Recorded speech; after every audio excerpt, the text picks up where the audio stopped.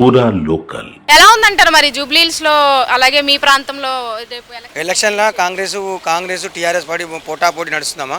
ఈ అంబేద్కర్ నగర్ కాలనీలో పోటాపోటీ నడుస్తుంది. టీఆర్ఎస్ ఉద్యమం అని ఒకవైపు అని, కాంగ్రెస్ అని ఒకవైపు అని ఉద్యమం బాగా నడుస్తూ ఉంది.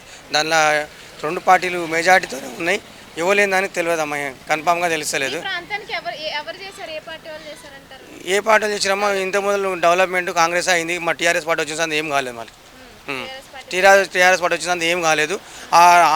అక్కడ వ్యక్తులు ఏం చేశారంటే, మేము కొన్ని గరీబ్ కుటుంబాలని మా అక్కడ ప్లాట్లోని గులగొట్టడం జరిగింది మేడం. అక్కడ ఒకసారి విజువల్ తీస్తే తెలిసిపోతుంది మీకు.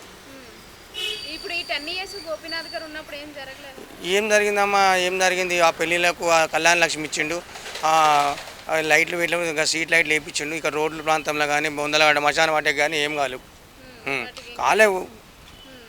అంతే.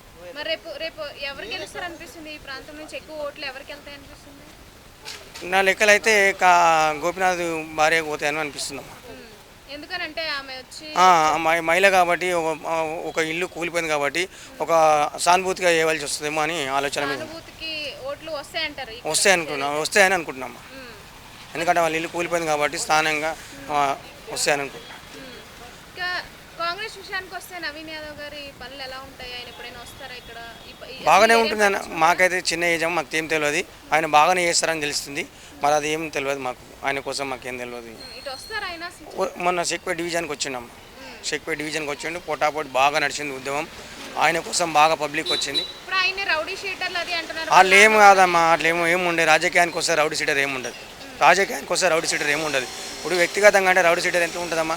రాజకీయానికి వచ్చిన వాళ్ళు 10 మందికి గరీబ్ వాళ్ళకి సాయం చేయాలని వస్తారు. కాదమ్మా, ఎంత అవుతుంది రౌడీ షీటర్? రాజకీయానికి వచ్చిన రౌడీ షీటర్కి ఇట్లా టికెట్ ఇస్తారా?